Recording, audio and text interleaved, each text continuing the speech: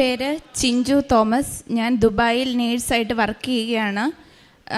ദുബായിൽ വർക്ക് ചെയ്തുകൊണ്ടിരുന്ന സമയത്ത് തന്നെ എനിക്ക് ഗവൺമെൻറ്റിൻ്റെ ഒരു ഓഫർ വന്നു. അങ്ങനെ ഇൻ്റർവ്യൂ അറ്റൻഡ് ചെയ്തപ്പോൾ അവർ പറഞ്ഞു, UAE 2 ഇയർ എക്സ്പീരിയൻസ് ഉള്ള ആളായിരുന്നു ഞാൻ. അപ്പം അങ്ങനെ വർക്ക് ചെയ്തുകൊണ്ടിരുന്നപ്പോഴാണ് ഗവൺമെൻറ്റിലേക്ക് വിളിച്ചതും. അങ്ങനെ അവിടെ ഞാൻ ജോയിൻ ചെയ്തപ്പോൾ അവർ പറഞ്ഞു പെർമനൻ്റ് ആയിട്ട് ഉടനെ തന്നെ ആക്കും എന്ന് പറഞ്ഞു. ആ ടൈമിൽ കോവിഡ് കൂടി നിൽക്കുന്ന ടൈമായിരുന്നതുകൊണ്ട് കോവിഡിൻ്റെ എല്ലാം കഴിഞ്ഞ് ബാക്ക് ടു നോർമൽ ആയപ്പോഴേക്കും അവർ ഞങ്ങളൊരു 100ഓളം സ്റ്റാഫിനെ ഒറ്റയടിക്ക് ടെർമിനേറ്റ് ചെയ്തു.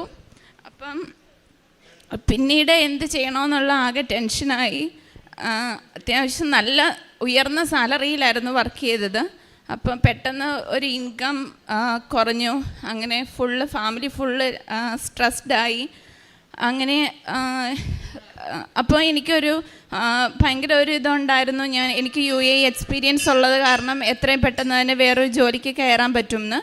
പക്ഷേ എൻ്റെ പ്രതീക്ഷകളൊന്നും അങ്ങനെ നടന്നില്ല. മാസങ്ങൾ കഴിഞ്ഞു പോയി, എന്നിട്ടും ജോലിയൊന്നും ആയില്ല. അങ്ങനെ ഞാനൊരു ദിവസം യൂട്യൂബ് ഇങ്ങനെ സ്ക്രോൾ ചെയ്ത് പോയപ്പം ഒരു സാക്ഷ്യം കണ്ടു. അങ്ങനെ സാക്ഷ്യം കണ്ടു കഴിഞ്ഞപ്പോൾ എനിക്കതൊരു ഭയങ്കര ഒരു പോസിറ്റീവ് എനർജി കിട്ടി. അങ്ങനെ പക്ഷേ എനിക്ക് സാക്ഷ്യം പറയുന്ന ആൾ ഉടമ്പടിയെക്കുറിച്ചും പിന്നെ നിയോഗങ്ങളെക്കുറിച്ചും ഒക്കെ സംസാരിച്ചു. അപ്പോൾ എനിക്ക് ഉടമ്പടി എന്താണെന്നോ നിയോഗം എന്താണെന്നോ അങ്ങനെയൊന്നും എനിക്ക് കൃത്യമായിട്ട് അറിയില്ലായിരുന്നു. അപ്പോൾ അത് അറിയണമെന്ന് ഭയങ്കര ആഗ്രഹം തോന്നി. അങ്ങനെ ഞാൻ നമ്മുടെ വിജയകുമാർ ബ്രദർ ഇതിനെക്കുറിച്ച് ഡീറ്റെയിൽ ആയിട്ട് എക്സ്പ്ലെയിൻ ചെയ്യുന്ന ഒരു വീഡിയോ യൂട്യൂബിലുണ്ടായിരുന്നു. അങ്ങനെ ഞാനത് കണ്ടു. അത് കണ്ടപ്പോൾ തന്നെ ഞാനൊരു നോട്ട്ബുക്ക് എടുത്ത് ഞാൻ അതെല്ലാം വിശദമായിട്ട് തന്നെ മെയിൻ കാര്യങ്ങളെല്ലാം എഴുതിയെടുത്തു. അപ്പോൾ എനിക്ക് പ്രത്യക്ഷീകരണ പ്രാർത്ഥന എന്താണ്, ഉടമ്പടി എന്താണ്, നിയോഗങ്ങൾ എന്താണ്, അങ്ങനെയുള്ള കാര്യങ്ങളെല്ലാം എനിക്ക് മനസ്സിലാക്കാനായിട്ട് സാധിച്ചു. എങ്കിലും അതൊരു ബേസിക് ഐഡിയ മാത്രമാണ് എനിക്ക് കിട്ടിയത്. അപ്പം ഞാൻ അന്ന് തന്നെ പെട്ടെന്ന് എൻ്റെ മനസ്സിൽ തോന്നി, ഞാൻ തൊട്ടടുത്തുള്ള കടയിൽ പോയി നീലത്തിരിയും പച്ചത്തിരിയും വാങ്ങിച്ചു. എന്നിട്ട് നമുക്ക് വിശുദ്ധ വസ്തുക്കൾ അങ്ങനെയൊന്നും കയ്യിലില്ല, ആകെയുള്ളത് ഹോളി വാട്ടറാണ്. അപ്പം ഞാൻ അതും കൊണ്ട് വിശുദ്ധ കുരിശ് വരച്ച് അന്ന് തൊട്ട് ഞാൻ ഈ പ്രത്യക്ഷീകരണ പ്രാർത്ഥനയെല്ലാം ഞാൻ യൂട്യൂബിൽ തന്നെ നോക്കി. ഇവിടെ നമ്മുടെ ചേച്ചിമാരൊക്കെ പ്രാർത്ഥന ചൊല്ലി തരുന്നത് ഞാനിങ്ങനെ പോസ് ചെയ്ത് അത് എഴുതിയെടുത്ത് ഞാനത് പ്രാർത്ഥന ചൊല്ലാൻ തുടങ്ങി. പിന്നെ വേറൊരു പേപ്പറിൽ എൻ്റെ നിയോഗങ്ങൾ 6 ഞാൻ എഴുതി. പിന്നെ സായാഹ്ന പ്രാർത്ഥനയും പ്രത്യക്ഷീകരണ പ്രാർത്ഥനയും എല്ലാം എല്ലാം ഓരോരോ പേപ്പറിൽ എഴുതി ഞാൻ എൻ്റെ ബൈബിളിൽ സൂക്ഷിച്ചു. അങ്ങനെ എല്ലാ ദിവസവും രാവിലെ 5:30 പ്രത്യക്ഷീകരണ പ്രാർത്ഥനയും വൈകുന്നേരം സായാഹ്ന പ്രാർത്ഥനയും 1/2 മണിക്കൂർ ബൈബിൾ വായനയും പിന്നെ ഉപവാസം, കാരുണ്യ പ്രവർത്തികൾ, പിന്നെ അതുപോലെ തന്നെ എല്ലാ ചൊവ്വാഴ്ചയും മരിയൻ ഉടമ്പടി ധ്യാനം, അങ്ങനെ എല്ലാ കാര്യങ്ങളും ഞാൻ ഫോളോ ചെയ്ത് തന്നെ പോയി. പക്ഷേ ഞാൻ അപ്പോഴും ഉടമ്പടി എടുത്തിട്ടില്ല. അങ്ങനെ പിന്നെ ഓരോ ടോക്കുകൾ കേൾക്കാൻ തുടങ്ങി. സാക്ഷ്യങ്ങളെല്ലാം കണ്ടിന്യൂസ് ആയിട്ട് കേൾക്കാൻ തുടങ്ങിയപ്പോഴാണ് എനിക്ക് ഓൺലൈൻ ഉടമ്പടിയെക്കുറിച്ചുള്ള ഐഡിയ കിട്ടുന്നത്. അങ്ങനെ ഞാൻ ഓൺലൈൻ ഉടമ്പടി എടുത്തു. പക്ഷേ എനിക്ക് ന്യൂസ് പേപ്പർ, നമ്മുടെ കൃപാസനം പത്രം എനിക്ക് അപ്പോഴും അവൈലബിൾ ആയിട്ടില്ല. ഞാൻ ഇതിൽ ഓൺലൈനിൽ നോക്കുമ്പോൾ എററാണ് എപ്പോഴും കാണിക്കുന്നത്. അപ്പം എന്നാലും ഞാനിങ്ങനെ ഓൺലൈനിൽ പ്രാർത്ഥന ഇങ്ങനെ എല്ലാം തുടർന്നുകൊണ്ടേയിരുന്നു. പക്ഷെ എനിക്ക് എല്ലാവരും സാക്ഷ്യം പറയുമ്പം കാശ് രൂപത്തിൻ്റെ കാര്യം, നമ്മുടെ വെഞ്ചിരിച്ച ഉപ്പ്, വിശുദ്ധ തൈലം, അങ്ങനെ എല്ലാ കാര്യങ്ങൾ പറയുമ്പോൾ എൻ്റെ കയ്യിൽ ഇതൊന്നുമില്ല. ഞാൻ ആകെ കടയിൽ നിന്ന് വാങ്ങിച്ച തിരിയും എഴുതിയെടുത്ത പ്രാർത്ഥനകളും മാത്രമേ ഉള്ളൂ. അങ്ങനെ എനിക്കിവിടെ വരണം എന്ന് ഭയങ്കരമായിട്ട് ആഗ്രഹം തോന്നി. പക്ഷേ ഒരു 6-7 മാസമായിട്ട് എനിക്ക് ജോലിയൊന്നും ആയിട്ടില്ല. അപ്പം നല്ല ഫിനാൻഷ്യൽ ക്രൈസിസ് ഉണ്ട്. അപ്പം പെട്ടെന്ന് നാട്ടിലേക്ക് വരുന്നതും ആ സമയത്ത് എനിക്ക് ചിന്തിക്കാൻ പറ്റുന്ന കാര്യമല്ല. എന്നാലും ഞാനിങ്ങനെ ഹസ്ബൻഡിനോട് പറഞ്ഞപ്പം ഹസ്ബൻഡ് എനിക്കും മോനുള്ള ടിക്കറ്റ് എടുത്തു തന്നു. അങ്ങനെ ഞാൻ കൃപാസനത്തിൽ ഇത് ഉടമ്പടി എടുക്കാൻ വേണ്ടി മാത്രമാണ് ഞാൻ നാട്ടിൽ വരുന്നത്. അങ്ങനെ നാട്ടിൽ വന്ന് പിറ്റേ ദിവസം ക്ലൈമറ്റിൻ്റെ ഇഷ്യൂസൊക്കെ കാരണം എൻ്റെ മോന് പനി വന്ന് ഹോസ്പിറ്റലിൽ ചെന്നപ്പം ഡോക്ടർ പറഞ്ഞു മോന് ഹാർട്ടിന് ചെറിയൊരു സൗണ്ട് വേരിയേഷൻ കാണുന്നുണ്ട്, അപ്പോൾ എത്രയും പെട്ടെന്ന് എക്കോ ചെയ്യണം എന്ന് പറഞ്ഞു. അത് കേട്ടപ്പോൾ ആകെപ്പാടെ ടെൻഷനായി. അപ്പോൾ എൻ്റെ ഫസ്റ്റ് പ്രയോറിറ്റി ഞാൻ ശരിക്കും എൻ്റെ ജോലിയായിരുന്നു. പക്ഷെ മോൻ്റെ ഇത് കേട്ട് കഴിഞ്ഞപ്പോഴത്തേക്കിനും 3 വയസ്സുള്ള മകനാണ്. അപ്പോൾ അത് കേട്ട് കഴിഞ്ഞപ്പോൾ എനിക്കതൊരു ഭയങ്കര ടെൻഷനായി. ആസ് എ നേഴ്സ് എനിക്കത് കൂടുതലൊരു ടെൻഷനും കാര്യങ്ങളും ഒക്കെ വന്നു തുടങ്ങി. അങ്ങനെ അപ്പോൾ അതിൻ്റെ പിറ്റേ ദിവസമാണ് എനിക്കിവിടെ കൃപാസനത്തിൽ വരാൻ വേണ്ടി ഞാൻ പ്ലാൻ ചെയ്തത്. അപ്പം ഞാൻ മാതാവിനോട് അവിടുന്ന് പ്രാർത്ഥിച്ചു, ഞാനിതുപോലെ കൃപാസനത്തിൽ പോവുകയാണ്, അത് കഴിഞ്ഞിട്ട് തന്നെ എനിക്ക് മോൻ എക്കോ ചെയ്താൽ മതി എന്ന് പറഞ്ഞു. അങ്ങനെ ഞാനിവിടെ വന്ന് പ്രാർത്ഥിച്ചപ്പോൾ അപ്പം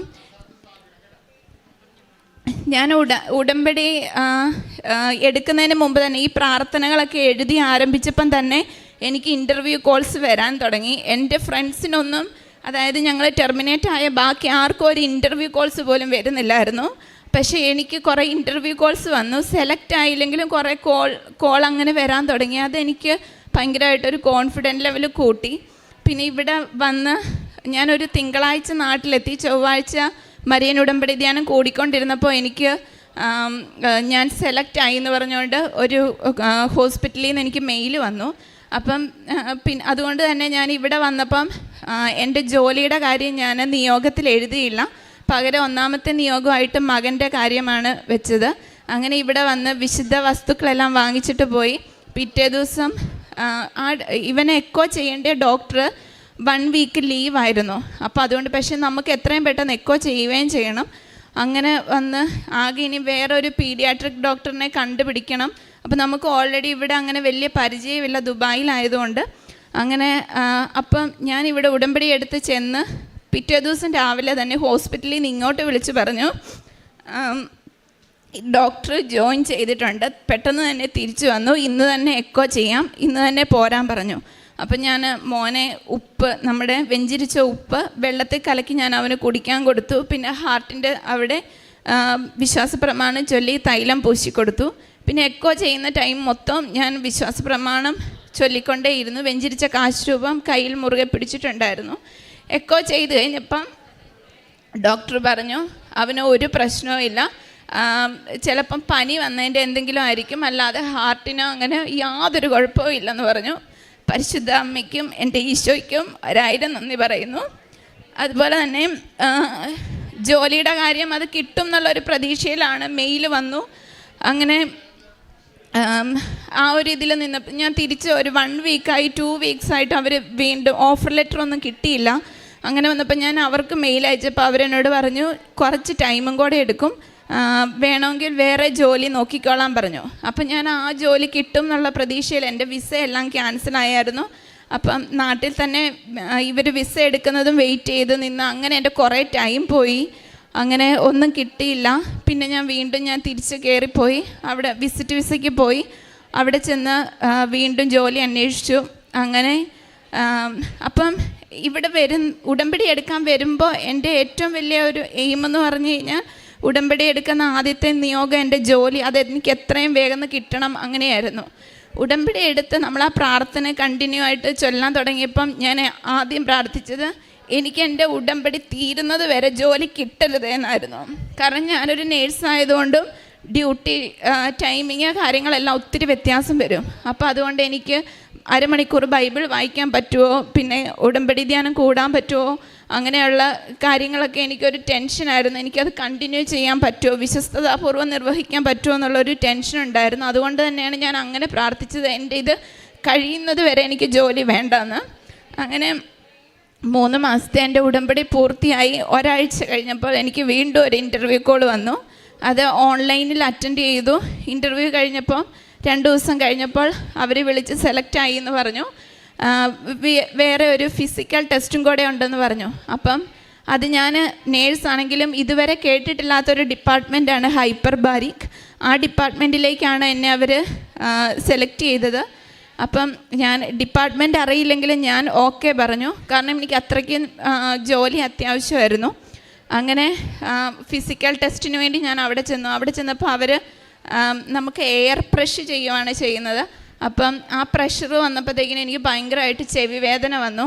അപ്പോൾ അവിടുത്തെ ഡോക്ടർ, ഇത് ടെസ്റ്റ് ചെയ്ത ഡോക്ടേഴ്സ് എന്നോട് പറഞ്ഞു നാളെ ഒന്നും കൂടെ നമുക്ക് റിപ്പീറ്റ് ചെയ്യാം, നാളെ ഒന്നും കൂടെ വരാൻ പറഞ്ഞു. പക്ഷെ ഞാൻ വീട്ടിൽ പോയപ്പോഴും വീട്ടിൽ ചെന്നിട്ടും എല്ലാം എനിക്ക് ആ ഇയർ പെയിന്, അത് തലയ്ക്കും എല്ലാം എനിക്ക് വേദനയായി. അപ്പോൾ എനിക്ക് മനസ്സിലായി ഞാൻ പോയ വഴിക്കെല്ലാം പ്രാർത്ഥിച്ചുകൊണ്ടാണ് പോയത് മാതാവിനോട് എനിക്കൊരു നല്ല ഡിസിഷൻ എടുക്കാൻ പറ്റണമെന്ന്. അങ്ങനെ വീട്ടിലെത്തിയപ്പോൾ തന്നെ എൻ്റെ മനസ്സ് പറഞ്ഞു ഇതെനിക്ക് പറ്റിയതല്ല. അപ്പം ഞാൻ അവർക്ക് HR തിരിച്ച് മെയിൽ അയച്ചു, ഞാൻ ഇതിൽ അൺഫിറ്റാണ്, കാരണം എനിക്ക് ചെവിവേദന ഇതുവരെ മാറിയിട്ടില്ല, അപ്പം നാളെ വരാൻ പറഞ്ഞത് ഞാൻ വരുന്നില്ല എന്ന് പറഞ്ഞു. അതിൻ്റെ കൂട്ടത്തിൽ ഞാൻ വെറുതെ ചുമ്മാ മെൻഷൻ ചെയ്തു, വേറെ എന്തെങ്കിലും വേക്കൻസി ഉണ്ടെങ്കിൽ എന്നെ ഒന്ന് പരിഗണിക്കണം എന്ന് പറഞ്ഞ് അയച്ചു. അത് കഴിഞ്ഞ് പിന്നെ അവരുടെ റിപ്ലൈ ഒന്നുമില്ല. അങ്ങനെ ഒരാഴ്ച കഴിഞ്ഞപ്പം നമ്മൾ ആ കാര്യമേ വിട്ടു, വേറെ ജോലി അന്വേഷിച്ചു തുടങ്ങി. പ്രാർത്ഥന കാര്യങ്ങളെല്ലാം ആയിട്ട് മുന്നോട്ട് പോയിക്കൊണ്ടിരുന്നു. അപ്പോഴും എനിക്കങ്ങനെ വലിയ നിരാശയൊന്നുമില്ല. ജോലി കിട്ടുന്നില്ലാത്തതിൻ്റെ ചെറിയൊരു ടെൻഷൻ, അത് സാമ്പത്തിക ബുദ്ധിമുട്ടൊക്കെയുള്ള ടെൻഷൻ ഉണ്ടെങ്കിലും എനിക്കങ്ങനെ വലിയൊരു നിരാശയായിട്ടൊന്നും തോന്നുന്നില്ല. മാതാവ് കൂടെയുണ്ട്, ഈശോ കൂടെയുണ്ടെന്നുള്ള ഭയങ്കര വിശ്വാസം എനിക്കുണ്ട്. അപ്പം പിന്നെ അങ്ങനെ ഒരാഴ്ച കഴിഞ്ഞപ്പോൾ ഇവർ വിളിച്ചിട്ട് പറഞ്ഞു നിനക്ക് വേറെ ഡിപ്പാർട്ട്മെൻറ്റിലേക്ക് ഞങ്ങൾ ജോലി തരാം, ഓക്കെ ആണോ എന്ന് ചോദിച്ചു. ഞാൻ ഓക്കെ എന്ന് പറഞ്ഞു. അപ്പോൾ അവർ പറഞ്ഞു ഒരു 5 minutes കഴിയുമ്പോൾ ഓഫർ ലെറ്റർ വരും എന്ന് പറഞ്ഞു. ഓഫർ ലെറ്റർ വന്നപ്പം ശരിക്കും ഞാൻ ഞെട്ടിപ്പോയി. കാരണം അവിടെ 1 വർഷമായിട്ട് ജോലി അന്വേഷിച്ച് നടന്നിട്ട് എനിക്ക് ജോലി കിട്ടിയില്ല. UAE എക്സ്പീരിയൻസ് ഉണ്ടായിട്ടും എനിക്ക് കിട്ടിയില്ല. പിന്നെ എൻ്റെ കൂടെയുള്ള എല്ലാവരും വെറും ഭയങ്കര കുറഞ്ഞ സാലറിയിലാണ് ജോലിക്ക് കയറുന്നതും. ആ സമയത്ത് തന്നെ അത്രയും ഇതായിട്ട് നിൽക്കുന്ന ടൈമിൽ എനിക്ക് ഭയങ്കര നല്ല ഹൈ സാലറിയിൽ എനിക്ക് അവിടെ ജോലി കിട്ടി. ഞാനിപ്പോൾ അവിടെയാണ് വർക്ക് ചെയ്യുന്നത്. ഇപ്പം അവിടെ കയറിയിട്ട് ഞാൻ ഒരു 8 മാസം കഴിഞ്ഞു. അപ്പോൾ സാക്ഷ്യം പറയാൻ വേണ്ടിയിട്ടാണ് ഞാൻ വന്നത്. കഴിഞ്ഞ ജനുവരി മാസത്തിലാണ് ഞാൻ ഉടമ്പടി എടുത്തത്. പിന്നെ അതുപോലെ എൻ്റെ ആത്മീയ ജീവിതത്തിലെ ഏറ്റവും വലിയ മാറ്റം എന്ന് പറഞ്ഞു കഴിഞ്ഞാൽ ഞാൻ ഓൾറെഡി അത്യാവശ്യം ആത്മീയ ജീവിതം നയിക്കുന്ന ആളാണെങ്കിൽ പോലും നമ്മൾ വിശ്വാസപ്രമാണമൊക്കെ ദിവസവും ചൊല്ലുമെങ്കിലും അതിൻ്റെ കറക്റ്റ് ഒരു മീനിങ് കാര്യങ്ങളോ ഒന്നും അറിയുന്നില്ലായിരുന്നു. അത് വെറുതെ ചൊല്ലിപ്പോവുകയായിരുന്നു. പക്ഷെ ഇപ്പം എന്ന് പറഞ്ഞു കഴിഞ്ഞാൽ അതിൻ്റെ ആ ഒരു അർത്ഥം കാര്യങ്ങളും മനസ്സിലാക്കിയപ്പം വിശ്വാസപ്രമാണം എത്ര മനോഹരമായൊരു പ്രാർത്ഥനയാണെന്നും അതെത്ര പവർഫുള്ളാണെന്നും എനിക്ക് മനസ്സിലാക്കാനായിട്ട് സാധിച്ചു. പിന്നെ അതുപോലെ തന്നെ എൻ്റെ വീട് റിനോവേഷൻ ചെയ്യുന്നതിന് വേണ്ടി ഞാൻ നിയോഗം എഴുതിയിരുന്നു. അതും എനിക്ക് സാധിച്ചു. കഴിഞ്ഞ ആഴ്ചയായിരുന്നു വീട് വെഞ്ചിരിച്ചത്. അതിനും ദൈവത്തിന് ഒത്തിരി നന്ദി പറയുന്നു. പിന്നെ ഞാൻ കാരുണ്യ പ്രവർത്തികൾ ചെയ്തത് എൻ്റെ ഹസ്ബൻഡിൻ്റെ വീട് മുണ്ടക്കയത്താണ്. അപ്പം ഞാൻ കല്യാണം കഴിഞ്ഞപ്പോൾ തന്നെ ദുബായിലേക്ക് പോയത് കാരണം എനിക്ക് ആ ഒരു ഏരിയ ഒന്നും വലിയ പരിചയമൊന്നും ഇല്ലായിരുന്നു. എങ്കിലും ഞാൻ കൃപാസനത്തിൻ്റെ പത്രം എല്ലാവർക്കും കൊടുത്തു. പിന്നെ ഞാൻ ഇംഗ്ലീഷ് ന്യൂസ് പേപ്പറും ഞാൻ വാങ്ങിച്ചുകൊണ്ടായിരുന്നു പോയത്. അത് ഞാൻ ദുബായിൽ പല നാഷണാലിറ്റീസ് ഉണ്ട്, അവർക്കെല്ലാം ഞാൻ കൊടുത്ത് അവരോടൊക്കെ അതെല്ലാം എക്സ്പ്ലെയിൻ ചെയ്ത് കാര്യങ്ങളൊക്കെ പറഞ്ഞു കൊടുത്ത്, കാരണം അവർക്കൊന്നും എന്താണെന്നൊന്നും അറിയില്ലാത്തത് കൊണ്ട് അത് എക്സ്പ്ലെയിൻ ചെയ്ത് കൊടുക്കാനായിട്ടുള്ള വലിയൊരു ഭാഗ്യം എനിക്കുണ്ടായി.